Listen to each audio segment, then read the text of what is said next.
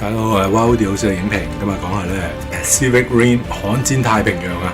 咁點解要講悍戰太平洋咧？成2013年咯，因為最主要咧最近因為 Netflix 咧就出咗一個導演嘅 documentary 啦，叫 Guillermo del Toro 嘅紀錄片啊，咁啊其實好精彩嘅，即係講到原來其實佢係墨西哥人，我可能以為佢係西班牙人嗰啲嚟添，墨西哥人嚟嘅，咁就喺墨西哥咁濃厚嘅死亡氣氛啊，濃厚嘅宗教氣氛之下咧，造就咗佢好中意怪物啊！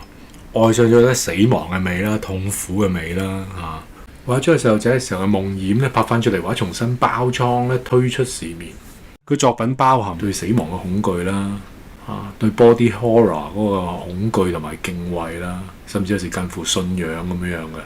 所以係 del Toro 咯，佢親自咧去指導啲演員咧尖叫啊、痛啊，有時候機械人咧被劈斷左手，但係個駕駛員都感受到自己左手好似斷咗咁樣嘅嗰種痛咧。del Toro 係親自指導嘅嚇，可惜就係電影入圍唔到啦奧斯卡啦。咁其實好多好電影都入圍唔到奧斯卡嘅，唔緊要啦。咁電影嘅總投資額咧就係1億8千萬美金左近啦。咁就係全球咧累積嗰個嘅票房其實就4億嘅，個成績唔差嘅。咁但係咧都唔夠亮麗，起碼要乘3咧先至話係冇蝕本有錢賺啊。咁依家可能真係勉強平手或者係蝕錢嘅其實。咁但係咧大陸嘅票房好亮麗啦，咁所以咧第二集嘅續集咧就係有強國嘅資金嘅，咁所以一改晒即係第一集全部係繁體字嘅香港，咁第二集就係簡體字啊，諸如此類。咁啊第二集轉咗個男主角，轉咗導演，冇啊 Marco 愛情線嘅時候咧，成個層次都爭好遠啦，同埋個故事直線啊嘛，咁啊輸啊，咁啊死得人多，咁所以咧成個故事同埋感覺都爭好遠，所以我講咧就講第一集 Pacific Rim 2013年嘅。我自己覺得咧好熱血，非常之精彩嘅。咁 IMDB 咧俾到6.9，接近7分啦。Rotten Tomato 咧72% 影評人滿意程度，觀眾咧就大概78嘅。其實如果你講個熱血，你中意機械人，你中意機械人嘅打鬥，中意怪獸咧，其實呢方面其實非常熱血，我可以俾到10分。咁但係佢評埋成個故事等等咧，整體可以8分嘅。同埋因為我覺得至今為止都未有一套咧即係真人版嘅機械人電影啊，係可以去到咁熱血。亦都咁震撼、咁扣人心弦啊！咁多年之後，譬如話依家都會入咧 Pacific Rim 模型嘅公仔啦，係啊，咁其實即係都見到我對佢咧都係有嗰種愛啊，係啊，咁依家係爭嗰個蘇聯機未砌好啫，爭個蘇聯機砌埋個蘇聯機就差唔多啦。所以你先讚後彈啦，讚係咩咧？頭先講咗啦，我覺得機械人嘅熱血表達咧，都係前無古人，暫時後無來者啊！咁如果可能話，菲律賓嗰個嘅 V 型電池盒都拍得好好啊，我自己都覺得應該唔差嘅。但我睇咧都係睇一啲短片啊或者 trailer，因為都唔知道邊度可以睇到全套啊嚇。咁但係暫時嚟講咧，如果一套獨立電影嚟計咧，因為菲律賓嗰套 V 型電池盒應該係劇集啦，咁一套獨立電影嚟計咧，我覺得暫時呢套都係最好，真係超熱血同埋超真實啊！第二樣讚咧就係個節奏咧係一流嘅，我覺得一啲都唔覺得悶，即係個動作同埋文戲咧互相緊扣。咁文戲咧其實係不斷去解釋緊咧，令到成個故事升華。其實個文戲嘅解釋咧有時係唔係純粹去靠嗰個嘅對話啦。佢靠多個畫面啊動作去交代成個故事發展咧，其實好唔錯嘅。特別咧電影開頭嘅時候咧，就由男主角咧或者口述翻成個背景咧，但係你伴隨住喺呢個電視嘅 news report 啊新聞報導嘅時候咧，嗰個感覺係好真實嘅。同埋最後咧就係緊接住就係回憶翻去同哥哥最後一次任務啊嘛。咁最後一次任務嘅裏邊咧，同一時候解釋翻點樣叫做雙 pilot 呢個 system 喎。因為原來講翻以前成段故咧，就係一個嘅駕駛員嘅時候咧，佢對佢嗰個精神負荷太大啦，所以你兩個駕駛員咧，好似彷彿就成為咗個機械人嘅左右腦嘅時候 嘅左右腦咧，咁啊對人體嗰個精神負荷冇咁大咁樣嘅。咁個故事就係咧兩兄弟一齊去打個 level 3。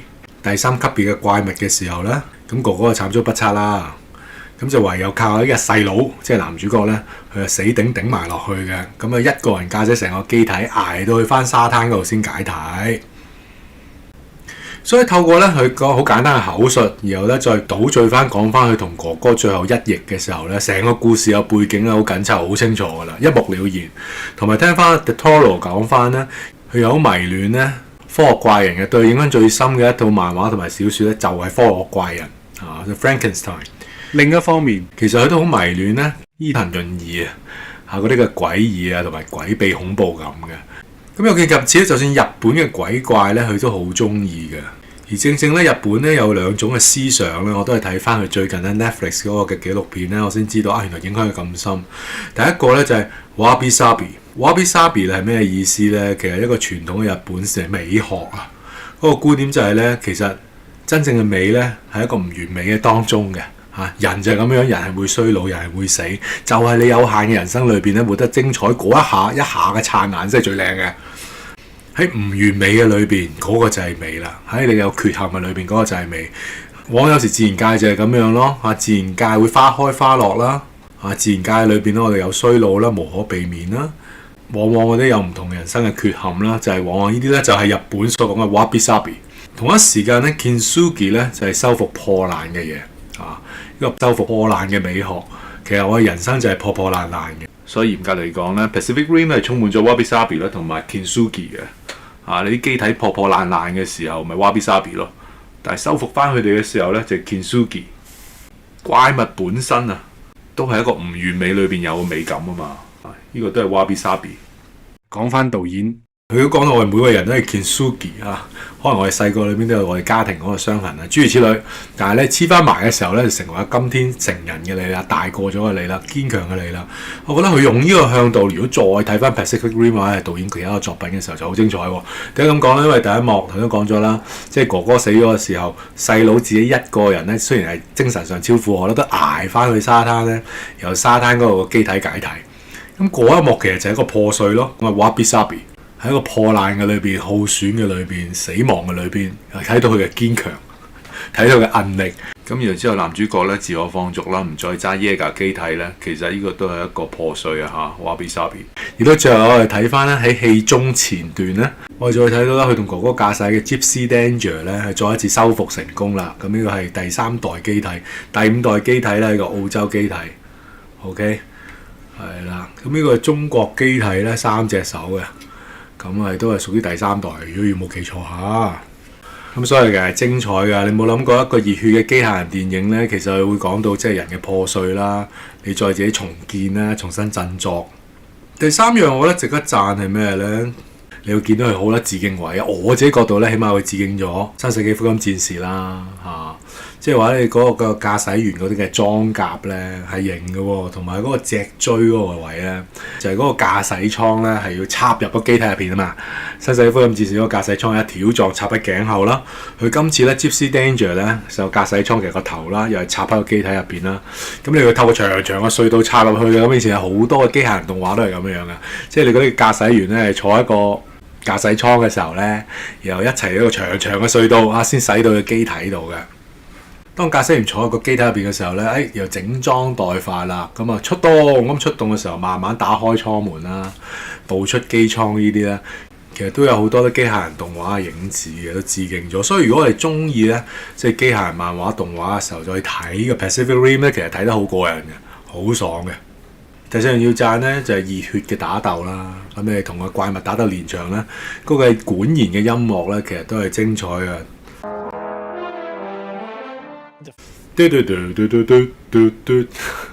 哇 perfect， 真係 perfect。第五樣啦，就係演員們啦。咁雖然咧嗰時嘅演員咧，佢哋就一定唔係一線㗎啦。你1.8億咧，好多嘅錢係用咗喺製作場景啊、臨記啊各方面嘅。佢哋個場景好誇張。我睇 making 嘅時候咧，即係譬如話沙灘嗰度啦，沙灘其實真係一個1比1嘅機械人頭嘅。咁你其他個膊頭都係1比1嘅，咁之後先係 CG。好多時候啲景都係咁，可能你話嗰個香港基地咁呢，咁香港基地嗰個嘅艙門呢都係1比1嘅，咁你其他先係 CG。仲有就係呢，當你成個香港淪陷嘅時候呢，咁有個古怪博士話要攞嗰個嘅怪獸嘅第二腦啦，咁細啲嘅腦啊嘛，咁但係點知嗰隻怪獸入邊係懷孕啦。咁懷孕嗰個怪獸撲出嚟嘅時候呢，周圍撲呢，咁你成個嗰個香港景係頹垣敗瓦呢，嗰個係一個好大嘅倉房，真係一個真實嘅實景嚟嘅。咁你啲遠景先係 CG 啊！嗰陣我覺得哇，點解咁真實嘅咧？哦，原來有好多好大嘅場景係一流嘅。咁就算你駕駛艙嘅裏邊咧，都好似係放咗個可動喐動，好似人哋玩機動遊戲咁樣咧。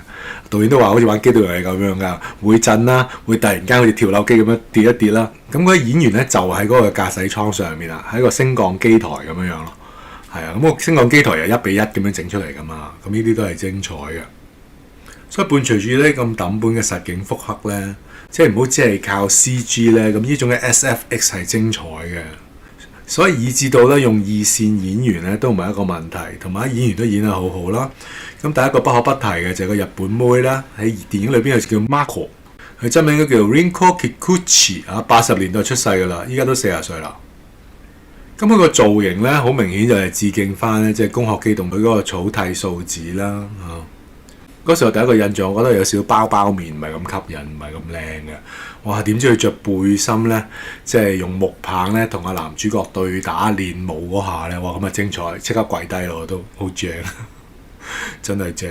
同我睇翻咧係製作特輯嘅時候咧，其實佢冇學過武噶，佢冇學過揮棍嘅。但係嗰度咧揮棍裏邊係頭頭是道，呢個又係精彩嘅地方。即係就算用二線演員，但係佢哋都一班好演員，非常投入啊！即係似層層一樣噶。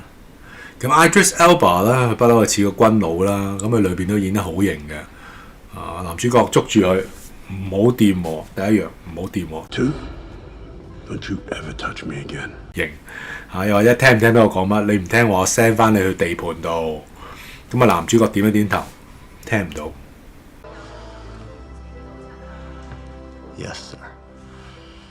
型啊！呢啲即係呢啲係啲細微嗰個演技咧，即係令我哋觀眾係更加投入嘅。又有 Ron Perlman 啦，佢喺裏邊係飾演呢一個香港專營咧怪獸黑市買賣嘅商人啦，叫做 Hannibal Chow。咁特別就係佢既然姓周嘅時候啊，點解唔係一個香港人咧？咁但係冇辦法啦，因為曾經同阿導演合作過啦，《Hellboy 1、2》啊嘛。咁我都好中意《Hellboy 1》嘅。2 OK 啦，咁 Hellboy 正正係佢杯茶啦。嗰時第一集咧香港都冇上映啦，我諗電影商嗰時對呢個電影同埋導演冇信心啦。咁但係其實我哋就好中意導演嗰種嘅演繹嘅。咁然後仲有男演員啦，喺戲裏面叫做咧 Riley Beckett， 咁佢真名咧就係 Charlie Hunnam。咁佢 Charlie Hunnam 咧嗰時真係唔係好識佢嘅，不過 body 玩得好靚咯，唔算靚仔，但係都好戲同埋投入嘅。咁佢最近 Monster 有佢演出啦，咁但係 Monster 系列就唔係好中我，咁我冇睇佢嘅。咁但係呢一套嘅電影咧，我對佢好深印象嘅，尤其是頭先我講咗啦，佢同阿 Moko 對打嗰度係精彩嘅。咁同埋我嗰日記得佢話咩，每日都做500下掌上壓啊嘛，今日冇做咧就累積佢聽日要做1000下咁樣。我話嚇係咪咁激啊？咁但係你又練到呢身好 body， 同埋我睇翻製作特輯咧，其實佢哋都辛苦嘅成班演員，因為佢哋要飾演軍人啊，咁佢哋就要軍人嗰個體格外形，所以佢哋都操得好辛苦。同埋頭先我講咗啦，喺嗰個升降台咧，類似即係玩嗰啲機動遊戲嘅升降台裏邊咧，拍駕駛艙入邊嘅內景咧，真係又挫又蹬又成啊，好攰嘅其實。同埋嗰啲對打武打動作咧，不限於咧只係喺駕駛艙裏邊啊嘛。譬如有一幕咧 Riley 同另一個駕駛員咧，後生啲嘅 Chuck Hanson 咧，口角又繼而動武啊嘛。個 Chuck Hanson 咧又笑恥笑佢啦，你唔好累全家啦咁樣。而家先解釋呢個 point 啦。總之係恥笑佢，但係 Riley 要佢道歉，佢唔肯咁啊，大打出手。咁其實咧佢都有好多唔同嘅動作武打嘅，即係不只限於咧係機械人對怪獸。咁所以我覺得個動作我係好滿意㗎。咁尤其是你喺香港對打嗰啲咧，精彩啊！成個香港打爛晒，即係除咗係 Transformer 有將全個香港打爛晒啦，咁呢個 Pacific Rim 啦都有 King Kong 嘅嚇，咁會唔會係預言咗香港嘅未來咧？唔知啦。咁除咗一班成年演員咧，咁當中咧亦都有天才嘅日本女童星啊！所以先翻咧 Mako 細個嘅時候，佢嘅真名叫 Mana Ashida， 咁佢而家大個晒啦，亦都成為美少女啦。咁佢而家大個晒都成為美少女啦，但係嗰時嗰一幕嘅一個精彩，我覺得啊咁細個細路女咁入戲嘅所以其實一班演員係功不可沒嘅。其實好多時候咧，佢哋對住嘅大機械人啊，或者對住大怪物啊、大怪獸咧，其實都係綠幕嚟㗎。咁你全靠就係啲演員超投入嘅時候咧，先可以俾到戲你咯。咁所以演員無論係一班成年嘅演員啦，或者咧係小演員咧，其實都係功不可沒嘅，厲害。仲有其他要讚嘅位啊！佢當中其實有好多創新嘅概念嘅。咁譬如話怪獸8號咁樣咧，即係講到個男主角佢個工作本身咧就係一個清道夫啦，佢就要將嗰啲咧即係被打敗嘅怪獸，要將佢分解切割咁先運走。你啲怪獸好大隻㗎嘛，咁你咁大隻死咗喺市中心點算？咪切割佢咯。俾你有用嘅切件整碎運走咯。咁其實原來而家2013年我重睇嘅時候，佢都有呢個工序嘅喎，即係譬如怪獸喺香港瓜柴嘅時候咧，個黑市商人就出動啦，咁啊將佢又切又食，唔同部分都賣到錢嘅，有啲要賣得好貴添啊，有啲好特別嘅心肝脾肺腎乜都值錢咁所以我覺得，其實原來 Pacific Rim 2013年咧，冥冥中其實你係啟發咗之後嗰個嘅 Kaiju No. X 怪獸8號嘅喎，同埋佢裏邊都將咧機體有等級啦，頭先我講咗啦，呢個等級3啦，最新機體等級5啦，咁你怪獸嗰個分類亦都係嘅，怪獸亦都係有分3級啊、4級啊，最勁嗰隻最後咧5級特別大隻嘅。咁呢種嘅怪獸分類咧，無形中咧其實都影響咗怪獸8號等等嘅作品嘅。又仲有一啲怪獸咧，可以去到有 EMP 嗰種攻擊啦，即係電磁波攻擊，可以係停頓晒你所有電子產品嘅。咁呢個咧較新型號嘅瀨嘢啦 ，EMP 咧就整到佢輕機。咁但係調翻轉咧 ，Gypsy Danger 咧佢係想用核能嘅，佢靠嘅電子零件少好多反而 EMP 佢就唔怕喎。咁呢個設定又係特別，所以個故事咧，你諗住就係打怪獸，但係其實入邊好多嘅細節咧，令到成個劇情係好豐富嘅，我幾欣賞。啲細微位咧都增加咗個真實感嘅，即係譬如話咧，佢加重咗個機械有重量感嘅，係啊，你嗰個 CG 啦，佢個表達有佢嘅重量感啦，或者你嗰啲1比1嗰啲嘅實物還原咧，真係俾到你個實物啊嘛，有嗰個重量感喺度啦，喺裝甲啦。咁導演講過，其實佢就好想咧，你成個啲機體過程咧都係 heavy feel real 咁佢真係做到呢個感覺啊，1比1嘅裏邊唔好淨係靠 CG。同埋有時 CG 我欣賞咧，佢有2幕對打咧，無論你第一場即係兩兄弟出場嗰度啦，或者你香港景咧，佢用落雨，其實落雨係難搞嘅，但係佢都唔介意加咗落雨，令到成個 CG 係更加複雜。但係正正就係有雨水嘅時候咧，你令到嗰個動作嗰個出拳你出拳會帶住雨水啊嘛，帶住啲拳勁啊嘛，推動成個雨水嘅時候咧，嗰個感覺咧有個拳風咧更加真實嘅。係啊，有雨水嘅時候，你加強咗個視覺效果㗎，咁好唔錯啊！香港國務咧仲有怪物首次圍毆添，2打1，咁蘇聯機體輸咗嘅，咁駕駛員仲浸死咗添。咁除咗畫面上嘅細節有處理咧，其實故事上咧佢都有佢細節嘅處理令我哋更加投入喺度追睇落去嘅。即係譬如話咧，佢有講到其實機械人同城牆兩個唔同嘅向度，兩個選擇啦。嗰個時嘅聯合國就覺得，你啲機體又壞得快又貴，咁不如起城牆靶啦。咁所以最後咧就放棄咗一個 Jaeger 嘅計劃。Jaeger 係咩咧？嘅片頭好快就解釋咗 Jaeger 係一個德文嚟嘅，就係解 hunter。而 Kaiju 係日文，係怪獸。咁佢最後其實放棄咗呢個 Jaeger 計劃，咁將全世界剩翻嘅 Jaeger 就放喺最後嘅香港基地就咁啫，就係純粹係保護起城牆嘅過程。總之半年後起好城牆咧，咁就完全放棄個 Jaeger 計劃嘅。咁究竟機械同城牆呢個對立啦，咁究竟最後揀邊邊？咁大家都明啦，梗係揀 Jaeger 啦，城牆唔襟捱啊嘛，咁可能一路講故事一路讚落去啦，咁樣會簡單啲。咁當所有機體咧集合喺香港嘅時候咧，佢又眺望到港島喎。咁嗰個景咧都係個 CG 綠幕，咁但係就有好大嘅倉庫嗰度拍攝啦。咁吊住個直升機咁落嚟咧，個個都係睇 making 嘅時候先知道，原來係咁拍嘅。咁但係因為咧係阿 Marshall 即係嗰個嘅黑人演員啦 ，Idris Elba 去揾翻阿 Riley 嘅。咁揾 Riley 嘅時候，因為佢哋要雙駕駛員系統啊嘛，咁就要揾一個最適合佢嘅對手。即係總之，如果打成平手嘅時候咧，呢一個就可以成為佢最佳拍檔啦。咁其實阿 Moko 就係成為佢最佳拍檔嘅本身。咁但係當然佢有少少戲係誇咗少少，有少少浮誇唔緊要啦，日式係咁噶啦。咁但係咧，佢慢慢又解畫嘅喎。我欣賞個細節喎，即係其實原來阿 Marshall 咧係佢義父。咁我哋本身都唔明嘅，點解 Marshall 好似次次都係從中作梗嘅咧？即係明明阿 Moko 咧同阿 Riley 咧就係應該天生一對最佳拍檔㗎啦。阿 Marshall 呢個黑人最後點咧？心軟啦！既然你嘅願望想上 Jaeger 係你嘅父母復仇俾你上啦，咁點知咧上到去嘅時候又有步驟啊嘛？因為佢哋兩個駕駛員咧係需要 drifting 嘅，男女主角一齊去試機嘅時候就出現問題啦。個 drifting 就係咧，佢哋要嘗試同個機體同步，同個機體同步嘅時候咧，兩個駕駛員嘅思想都係互通嘅，佢會知道對方嘅過去，知道你嘅童年嘅痛苦陰影，開心唔開心，所有一齊。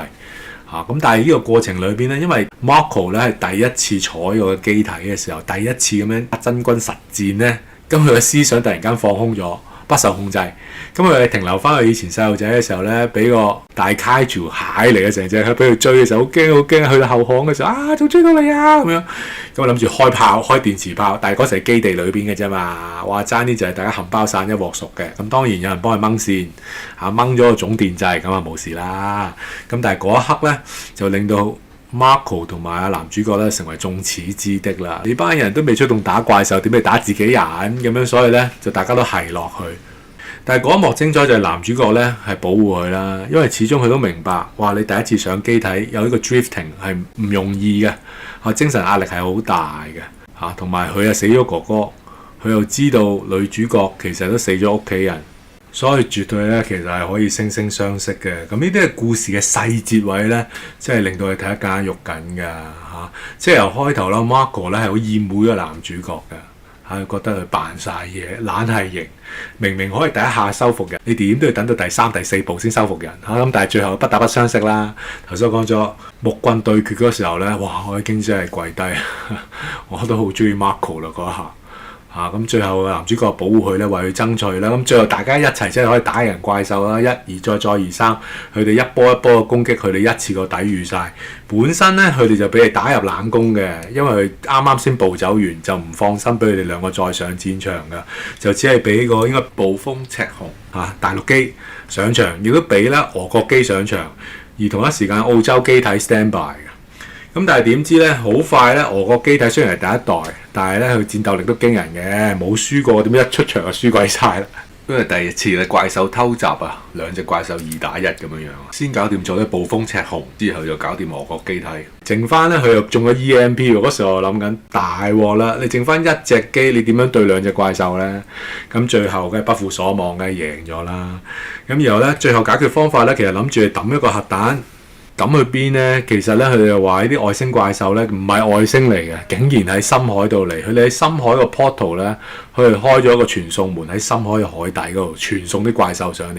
所以佢諗住解決方法就係將粒核彈抌落去就搞掂。點知又有細節出現啦。個細節就係你咁樣係唔 work 嘅，因為你個核彈係冇嗰啲嘅怪獸生物特徵咧，嗰個嘅 portal 嘅傳送門係唔會打開嘅。你核爆都係深海核爆啫。你點樣確保個核彈可以穿越成個傳送門咧？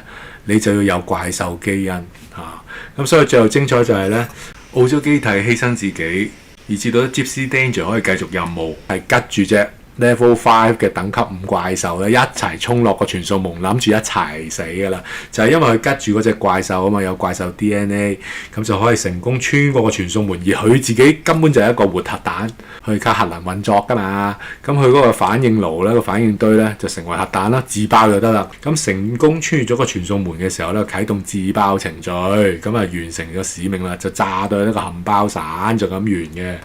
咁呢個時候又係一個另一個細節位啦。男主角犧牲自己唔係一個大鹹濕，都冇鹹濕過 Marco。自爆前咧，咁啊送阿 Marco 走啦 ，send 去一個逃生艙，叫阿 Marco 走先，咁啊 send 走去喺個傳送門嗰度飛翻去海底，去翻地球嗰邊。咁佢自己都有手動成個自爆程序之後咧，佢自己都緊咧可以逃去嗰個逃生艙嗰度。咁頭先我講咗啦，喺故事裏邊咧，其實真係不斷咁升溫嘅，用佢嘅細節咧，呢啲真係精彩嘅。咁你就算臨尾咧，嗰個父子情都出嘅。咁當然我製作特輯嘅時候，爸爸咧就講翻，佢掛住做軍人咧，其實唔得閒照顧個仔嘅，所以同阿仔嗰個關係都普通。咁但係最後爸爸整親隻手咧，最後即係靠阿 Marshall 個黑人同埋個仔上場，咁最後就壯烈犧牲自己嘅。咁本身個設計係點樣咧？本身嘅設計就係咧，第5代澳洲機體攜帶核彈，咁 Gypsy Danger 咧護航。咁但係因為爸爸受咗傷咧，個爸爸上唔到陣咧，就等阿 Marshall 個黑人長官咧就同阿仔一齊出發。咁最後咧就壯烈犧牲嘅。點解啊？因為佢哋一次過咧要打3隻嘅 Kaiju，即係除咗男女主角愛情線升級、父子情升級、怪獸都要升級。本身咧每個都係獨立事件嚟嘅，一隻怪獸出現啊，越嚟越頻密。咁點知咧又係 double event 啊，即係2隻 Kaiju 一齊出現，咁最後高峰就係3隻 Kaiju，仲有一個係 Level 5等級5啦。咁佢一個打3個咧，咁佢嘅機體損壞就唔可以再攜帶核彈啦，同埋佢最後係自爆啊嘛。咁啊拖完咗2隻 Kaiju嘅，所以最後咧係 Gypsy Danger 咧去完成任務嘅。咁你見到個故事咧不斷升級有層次就咁解啦。好睇就係呢度咯，即係唔係普通你話機械人打怪獸咁嘅原來裏邊有好多個細節咧，加咗啲真實感咧，好精彩。同一時間你除咗話父子檔啦、情侶檔啦，咁就算你兩個科學家嗰度咧，佢嗰個嘅互相鬥法詆毀咧，但係最後合作嗰度係得意喎。本身係一個嘅博士啊嚇 Charlie Day 咁咧，佢就飾演咧呢個 Newt。咁佢覺得咧要同呢個怪獸有一個 drifting， 本身人類駕駛員咧互相 drifting 咧可以控制機體。咁依家調翻轉咧，瘋狂博士 Newt 咧就諗住同嗰個怪獸嘅腦 drifting 嚇。呢個係一個破格啦，咁佢 drifting 裏邊咧就睇下怪獸究竟佢哋諗啲乜嘢，佢哋有啲咩資料，咁點知真係俾佢挖到料喎，挖到料就係啲怪獸原來係 cloning 嚟嘅，但係呢個過程裏邊咧，人類個腦都會被超負荷啦，甚至咧被怪獸腦反侵蝕嘅，咁好危險嘅。咁最後另一個博士咧 Burn Gottman 咧，佢就演呢個 Dr. Herman 嘅。咁 Dr. Herman 係不嬲係着重數據嚇，不斷去計算咧，其實嗰啲怪獸出現嘅事件咧會越嚟越頻密。並且係會有 double incident 咁嘅出現啦，係雙重怪獸出現。咁最後咧，其實兩個博士去睇嘅嘢都啱嘅。咁甚至最後咧 Herman 都幫阿 Newton 咧減低佢嗰個腦負荷，咁一齊咧去 hack 一個嘅怪獸腦啦。咁最後知道原來個傳送門咧係需要有怪獸嘅 DNA 咧先至會打開嘅。咁所以嗰個故事咧，其實你係不斷都有升級㗎。咁你隨住咧每個係演員嘅關係越嚟越密切嘅時候咧，咁呢個咪精彩咯。當然你個故事冇可能去到係懸疑啊、緝兇啊嗰一種嘅，但係起碼咧俾我睇就係唔係一個好直線嘅故事線咯。所以整體嚟講，我可以俾到8分就咁解。好啦，講咗一輪讚咧，最後就有個少少彈多多趣。咁彈係有啲咩咧？咁點講都好啦。其實呢個第3代機體咧，其實 Gypsy Danger 就真係唔係咁有型嘅。你話鬼佬咧設計機體係真係爭啲嘅，尤其是個頭咧好似戴頭盔咁係豎咗啲嘅，真係豎咗啲。咁當然佢有對比嘅，你第一代嗰個嘅俄國機體成個垃圾桶咁，有呢個原因啦，因為第一代嘛。咁佢第5代係最型嘅。咁有呢個原因，但係始終覺得呢個主角機體雖然係第3代，咁 Gypsy Danger 個外形，尤其是個頭咧係爭啲嘅。武器上面有升級嘅，佢最後有刀啊，即係最後一刻諗住用晒所有武器嘅，點知仲有刀？咁嗰個嘅碗刀嗰個係過癮嘅嚇。咁但係個外形係爭少少啦，即係佢戴咗滑雪眼罩咁樣啦。另一個彈就係咧，佢某一啲嘅複刻景唔係最好嘅，尤其是喺香港景嗰度咧。咁當然好過 Doctor Strange 嘅，Doctor Strange 個好求其。但係佢而家呢一套咧，因為佢講到瘋狂博士嘅 Newt 咧，佢要去買另一個嘅腦啊 ，hack 嘅腦已經係壞咗啦，用完啦，咁佢揾一個新鮮嘅腦。咁所以就去到香港黑市市場裏邊咧，就玩阿 Hannibal Chow 咁樣啦。咁樣個街道嘅舊化咧就爭少少，始終我係香港人睇翻咧，你話香港景喎，咁我一睇就知道唔夠似啦。仲有譬如話有咩方街啊、桃街咧、Town Street、Fong Street 咁，我哋都冇呢啲街，咁呢個街名又好假，咁所以我哋香港人眼中睇就唔係好掂嘅，咁個少少彈。咁但係咧，佢之後嗰個嘅打到亂葬崗嗰個嘅香港景係 OK 嘅，咁頭先我解釋咗啦。咁有一啲嘅彈位就係咩咧？譬如你個機體咧由高空落地嗰下咧，咁你就算可以即係臨尾喺個心口爆一爆咁樣啦，咁樣減低個緩衝力。咁但係你坐落去嗰下同跳樓機一樣嘅啫嘛，嗰下好勁嘅喎，你咩骨都挫斷啦，即係唔好講笑係咪？即係每一個駕駛員就好似玩跳樓機嘅時候咧，你依家唔係話10幾樓喎，你可能即係摩天大廈咁跳落去咧，唔好話咧死人啦。你一啲就係咧，譬如你深水裏邊，你係中咗啲怪獸攻擊咧，咁你一定入水會死緊嘅喎，即係你嗰個駕駛艙就成為一個水監獄咯，係咪啊？咁你嗰個嘅第一代嘅俄國機點解會輸就係因為即係入咗水啫嘛，咁你何況你喺深海入邊咧？咁呢個又係解唔通嘅，冇辦法啦。咁最後咧就係咧，你怪獸 DNA 咧先可以幫你咧穿過蟲洞，咁入到呢個外星嘅異域裏邊投放核彈。咁你逃生艙升上去嘅時候咧，又唔需要怪獸細胞嘅。咁當然啦，即係講古唔好博古仔呢啲啦，冇辦法。咁但係我覺得 A 嗰位又爭啲喎。仲有少少 bug 就係咧，既然都澳洲出事咧，你將所有機體調晒去香港，咁你澳洲再出事咁點啊？咁但係呢啲就算啦。咁喺度 Marshall 咧應該要振奮人心嘅説話又先 end game 咧，嗰個振奮人心又達唔到嗰個預期效果，即係有啲好似照稿讀可能投入感情㗎啦，但係就冇乜效，冇乜劇力可言啦，嗰個有啲扣分啦。咁冇辦法，有啲少少嘅彈位啊，所以就未必可以成為一套經典咁解。雖然都可以去到8分喺我心裏邊啦。咁最後一個彈呢，就係呢：你兩個駕駛員呢，如果係同步 drifting 嘅時候呢，成功 drifting 呢先可以控制機體。咁好啦，你兩兄弟都算啦，兩父子都算，你一男一女喎。如果即係我當啦，男主角如果對女主角有意思嘅時候，有時可能有少少非分之想，你一 drifting 人哋睇到咁好尷尬嘅。咁但係呢啲就搞笑啦。但嗰時一睇咁都得，死梗嘅喎，有啲咩污糟邋遢嘅念頭，人哋都知道，好尷尬。但 anyway 啦，即係始終係電影就係電影啦。咁少少彈多趣。咁整體嚟講可以俾到8分嘅。如果你係中意熱血機械人嗰啲咧，即係 Pacific Rim 第一集係冇得輸嘅。第二集轉咗個男主角，轉咗導演，又冇埋嗰個 Marco 愛情線嘅時候咧，咁更加唔投入啦。如果你歡迎上分享咧，請 like、share、subscribe，多謝各位，拜拜。